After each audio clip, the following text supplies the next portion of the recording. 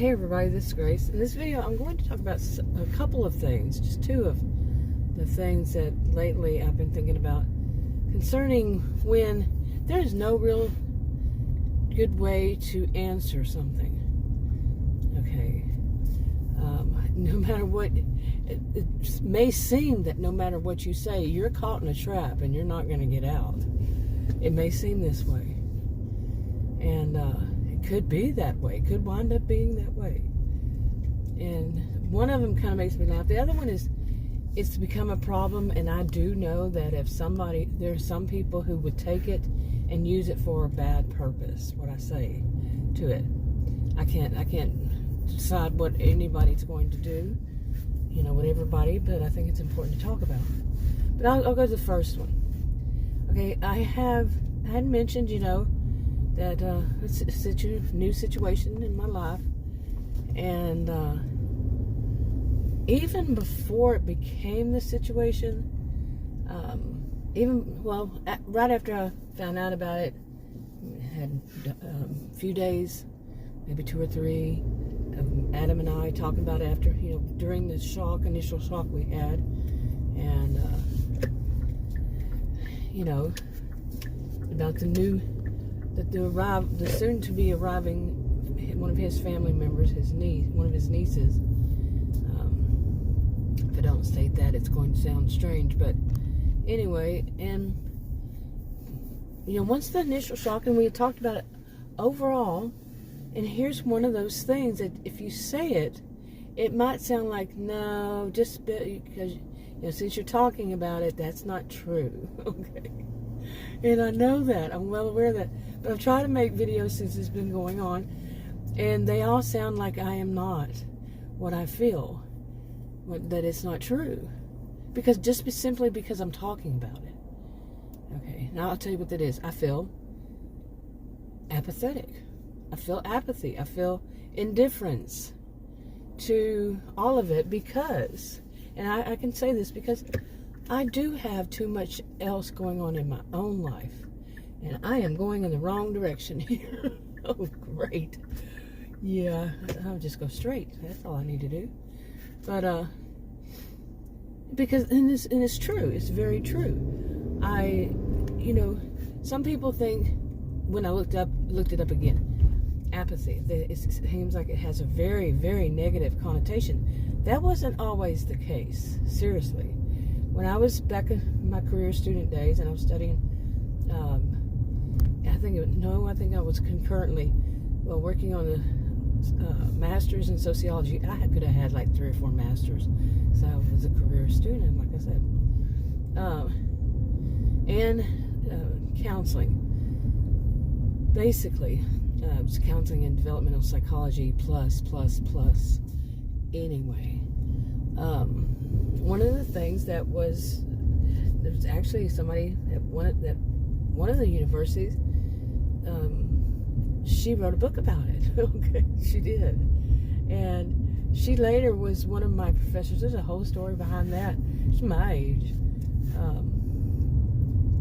But anyway, I'll move on from there. But it was about apathy. Apathy was not always considered a bad thing.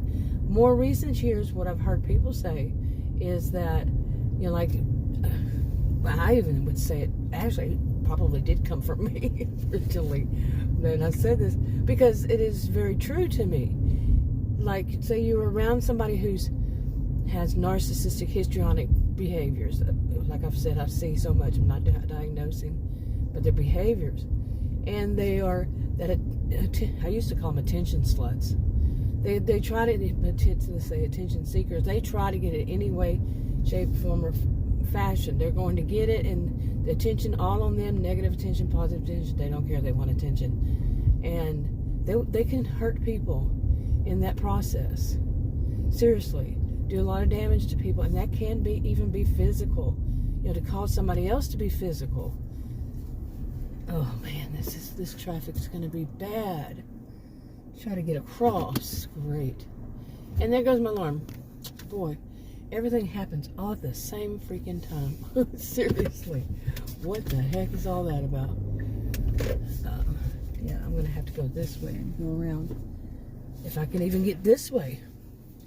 But anyway, and this is kind of crazy here. I'm gonna get out there. Yeah. Hopefully I can get over once I get out there. Anyway, this is rush hour traffic. Fun. But, pardon the blinker. Anyway, apathy. Maybe I'll get this out now that I'm stopped here. It wasn't always, it's still not always considered bad, but if you look it up, see, I don't trust stuff that I just look up on the internet. Some of the stuff is crap. But more focus on, it's a bad thing to be, to have apathy, to feel indifference to whatever's going on. But if somebody, say you're in a relationship with one of these people, like, one of these types, like I said, narcissistic histrionic, they're always doing something to you. You're their scapegoat. You're the person, their target, whatever you want to call it. And say you're married to one and you walk away, you leave, you divorce them, you move on with your life, finally. And then when they try to reel you back in, the Hoover, and they do the oh, poor was them, ooh, hoo, hoo, hoo, boo, hoo, boo, hoo. And you don't feel anything. You don't get drawn in. You don't get hooked by them again. You know them for what they are, and you don't have any kind of, like I said, you don't get pulled in. Okay? Some would call it, and I would call it apathy. There's a feeling, that's not all, but overall there may be that feeling of indifference. They're no longer that, or maybe your eyes are open to what they truly are. You see? Okay, and you have learned how to move on from something that was emotionally, physically, whatever way. Anyway, something that was not healthy, something that was draining your energy, draining your time, draining your whatever from having a good life. And you have learned how to move on and not be pulled back under, pulled back in, pulled back under, just pulled your whole feelings going every which way, that kind of thing. That is a good thing. In my opinion, I could be wrong. Read the disclaimers in the description box below this video on YouTube. But really, I'm not sure where I'm supposed to go. Honestly, I have not seen this much traffic that is on my left side. You can't see it. I haven't seen this kind of traffic in years. So, at least the way it looks right now. Wow. Whew, real life happens in the middle of a video. But anyway, now see, what I'm saying is, the indifference, the apathy. There's might not be a bad thing if it helps a person to move on to a healthier life. Now, I can say apathy, indifference can be signs. Yes, I'm not going to diagnose anybody. But yeah, it can be some signs of something negative too. But, it depends. But there's not enough said about when is it good. Okay, when is it good for the individual? When is it good for a situation? Not enough is said about that anymore. And so some people think that it doesn't exist, that it's only negative. That's disturbing. Yeah, because it's not always negative. Now, if I were to sit there in each situation, if I sit there, this thing, I'm telling you, my alarm keeps going off. Not much I can do about it right now. But if I sat there and I talked about each and every thing that happened, made a video, each and everything that happened, that's happened so far, and it would not seem like I'm feeling apathy, feeling indifference. Okay, that I need to focus on myself. I have, what I have going on just concerning me, and then I also have something concerning family member, not his family member, mine. Which is kind of his too in a way. Wow, look at this traffic, seriously. I'm like, what the crap, and they're still coming. Wow. Yay. I can go now. I just don't know if I'm going to be able to get across that road. That's going to be an issue. Down the road here. But anyway, all because I went the wrong direction, right? Listen to this. Not to say that the other way would be any different, really, seriously. Maybe. Okay, that was easy enough to get across, and there was nobody coming. There's one, but of course, it's going to be that one. Like I like to say about many things. But now I can just go out there too. Yay! Anyway, why does my SUV do that? I really wish I knew why. It makes a strange feeling with the pedals. So at various times, it's only got 6,203 miles on it. So, Anyway, there's that one. Okay. You know, if you talk about your feeling of indifference towards somebody or something, if you say, you know, like a situation, some may say, well, it doesn't seem that way. It doesn't seem like you have indifference to it, and sometimes they may be right. Now, but here's another one. And remember, I'm a social and behavioral scientist. Just me saying that right there, some would say, right. And here it is. I was thinking about this because I've seen this happening too many times lately, and that is some people claiming another person is prejudice. When, and I think I did a video on this one, when in fact, it seems like both sides of that coin are prejudice. To me, I'm a sociologist, taught at college and university. Okay, but I think many of us know that if somebody says, look, you know, that person is prejudiced. Some people, some people say this to somebody, and some people say there's no way you can get out of that. And I would agree for pretty much 100%. There is no way to get out of that. If somebody, especially if they have a witness or witnesses, they're setting it up. They might be setting it up. They might be true too.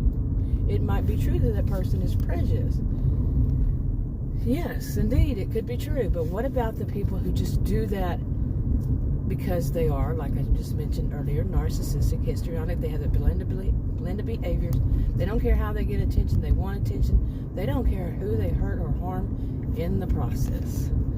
Okay, and do you think that doesn't happen? Think again. It does happen that people will claim somebody else's prejudice just so they can get attention. Just so they can do their little histrionic thing, you know, to say, oh, I'm such a victim, and when they're not. When they are not a victim, they were setting it up. Now, see, like I said earlier, some people might use that and say, see there, this can happen. She's a sociologist. She said this can happen because they are prejudiced. You see what I'm saying? And they want to excuse it. No. Okay. This is one of those kind of situations a person really needs to think. What is that person who's saying it? Do they have, what kind of behaviors do they have? I'm not even sure I would want to be a judge on either side, but people do. What about the other person? What could it possibly be that they both are prejudiced? Okay. I mean, could it be? But like I was saying, some people, I was taught this. I mean, I knew this since I was really young, but this was a topic in graduate school, I think even, about how there's no answer. But it wasn't said that way during graduate school, and that bugged me. That bothered me. Just look at it this way. There's a person sitting there, and somebody decides they're going to say that person's prejudiced against them. Maybe it's a different ethnic group. They have witnesses. They want attention. That person's sitting there quite innocently and saying, what the crap? Now, if they were to say something like what? They're to try to defend themselves in any way, shape, form, or fashion. What's going to be the result? See there? That's that typical response. That's it. Yeah, that's what real prejudiced people say. You know, such as, no, it's not true. You know, my friends are, you see. Maybe they do actually have friends who are whatever it is. Or they can't defend themselves. Because that's what the other side, the one that's claiming that the other side is prejudiced, are going to use and say, see there, that's what they all say. They all say, oh, my friends or my family is, I have no, that's, you know, it's already been like set up that there's no defense. There's no way the person who's being claimed, it's being said that they are prejudiced, there's no way for them to defend themselves. But, there are always exceptions to these kinds of rules. Now, somewhat tongue-in-cheek, but actually not. There is this thing of, I'm not going to tell anybody, I do not tell anybody what to say, because these kinds of people can be dangerous. When they want that attention, some of them can be dangerous, physically even. Or they could help, they could get you fired, they could do whatever it is, because they want to nobody's going to tell them. That kind of mentality. But, so I'm not giving anybody advice. But the thought that came to my mind, a good one, is when they're sitting there and they're saying you're prejudiced in front of all these people, so many other people, however many it is. What in the world's going on over there? But when they're doing that and they point the finger at you, and you're not, whatever it is, prejudiced for whatever reason, I think a good response is to be, once they say, well, she's prejudiced, and they start to really get into it, say, I'll see you in court, and walk away. That might make them, some of them, maybe pause for a second, a whole second. Some of them, I don't know, would they have a conscience? Would they have anything that within them that says, no, don't do that, that's not good? I really don't know, honestly. I would say many of them don't, but it's not a one-size-fits-all kind of thing. But that makes a statement. Like I say, I'm not giving anybody advice. I'm not suggesting anybody do that. It could be dangerous. But yeah, some people do. Now, there are some people that are prejudiced. I mean, come on, really. To this day, it's a shame. And what I was saying earlier is, for me to say I'm a sociologist. Can you imagine if somebody came up to me and said that I was prejudiced, and I'm a sociologist, I teach against racism, sexism, ageism, classism, all these negative isms, but they don't know me, but they still make that assumption. They want to get that attention. Now, that would be definitely, now if somebody knew me, they would know better than to do that, okay, because they would be setting themselves up to look like a fool. But just me, if I were to ever use that in some defense on some total stranger, what do you think would happen? What do you think would happen? See there, that's what they do. That's all. They come up with some excuse. What are you expecting them to do? To sit there and take your abuse? And that is abuse. That is abuse. When you make a claim against somebody's character, and they are not whatever it is, you're just doing it to get some attention or get whatever you want out of it, when you are wrong and probably know you're wrong. Yeah. Isn't it false judgment? Isn't it, if they're a Christian, isn't that what it's called? False. Okay. Why is the term not coming to mind? Is it just false judgment? You're putting false claims on somebody. Whatever. Okay. But some of them, they will say that they're Christian, and yet they do that. Okay. Then again, there's some Christians who are actually prejudiced.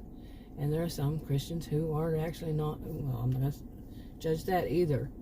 They are histrionic and narcissistic, whatever. Anyway, so there's that part. And these two have been on my mind lately. There's also that about hypocrisy, being a hypocrite, knowingly, or knowing that you could be, like pushing it, going right toward the boundary of when it leaps over. But that's a whole separate one. Yeah, I did a lot just in this time, making this video. But, yeah, I mean, there's no good way to defend it. And that's a shame, because what has it evolved into? People, like I'm saying, in so many words, many words, that are histrionic, that want attention, that want to cause other people a problem. They get a kick out of it. They want attention, whatever it is. Like I said, to use that knowingly, to use it to where that person has just, been what, defamed, just been slandered, just been verbally abused. But like I said, there are people who are prejudiced. We know this. But who's to be calling them out? Someone who is also? That I've seen lately. I was not involved. I'm an observer. So, yeah. But to me, and depending on the situation, too. There can be some dangerous situations, but I haven't had that. But there was one time, and it was, that's a story, but, yeah, she kind of changed her mind. Before I said I didn't have to defend myself. Yeah, she realized she was about to look pretty stupid. She was about to really humiliate herself. But anyway, and could possibly be what I think most often my thought would be, okay, I'll see you in court, and walk off. Plain and simple. Don't have to even try. Just, I'll see you in court. Walk off. Yeah. But what I really, like I said, you can go and you can say, this is what I do in this kind of situation. How do you know? Like I was just saying, there are sometimes, it depends on the situation. Sometimes it could be really dangerous to say anything at that point. We all know that. No, we don't all know that. Some don't know that. Okay, what else? I think that's enough for this video. I'll talk to you on another one. Bye.